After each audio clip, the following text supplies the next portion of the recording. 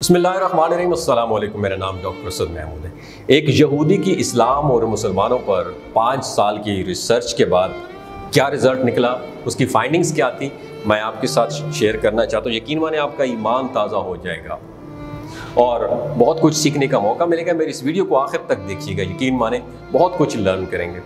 एक साहब कहते हैं कि सामने से एक दाढ़ी वाला एक आदमी एक टेबल पे बैठा था, मुझे घूर घूर के देख रहा था। मैं उठा, उसके पास जाकर बैठ गया और मैंने उससे पूछा, आर यू अ मुस्लिम, क्या मुसलमान है? उसने मुस्कुराकर जवाब दिया, नहीं मैं मुसलमान नहीं हूं, मैं तो जॉर्डन का यहूदी हूं, उर्दन का यहूदी हूं, मैं रब्बी हूं और मैं पेरिस में इस्लाम पर पीएचडी कर रहा हूं। मैंने पूछा, तुम इस्लाम के किस पहलू पर पीएचडी कर रहे हो?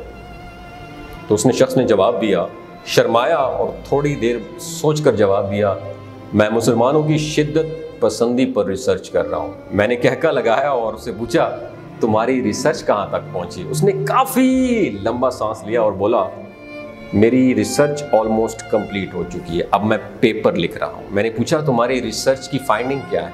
उसने कहा, फिर लंबा सांस लिया, दाएं बाएं देखा, गर्दन हिलाई और आहिस्ता आवाज में बोला, मैं 5 साल की मुसलसल रिसर्च के बाद इस नतीजे पर पहुंचा हूं कि मुसलमान इस्लाम से ज्यादा अपने नबी से मोहब्बत करते हैं। ये इस्लाम पर हर किस्म का हमला बर्दाश्त कर सकते हैं, लेकिन ये अपनी नबी की ज़ात पर उठने वाली कोई उंगली बर्दाश्त नहीं कर सकते।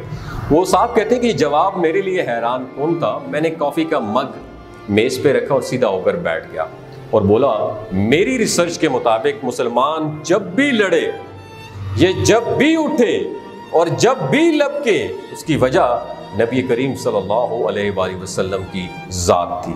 आप खा उनकी मस्जिद पर कब्जा कर लें, आप उनकी रजीम चेंज के तहत हुकूमतें ख़त्म कर दें, आप कुरान मजीद की इशाअत पर पाबंदी लगा दें, ये या फिर आप चादर और चार दीवारी का तकद्दुस पामाल करते हुए आप उनका पूरा का पूरा ख़ानदान मार दें, ये बर्दाश्त कर जाएंगे। लेकिन आप जो ही उनके रसूलुल्लाह सल्लल्लाहु अलैहि वसल्लम का नाम गलत लहजे में लेंगे, ये तड़प उठेंगे और उसके बाद आप पहलवान हो, फिरौन हो, ये आपके साथ टकरा जाएंगे।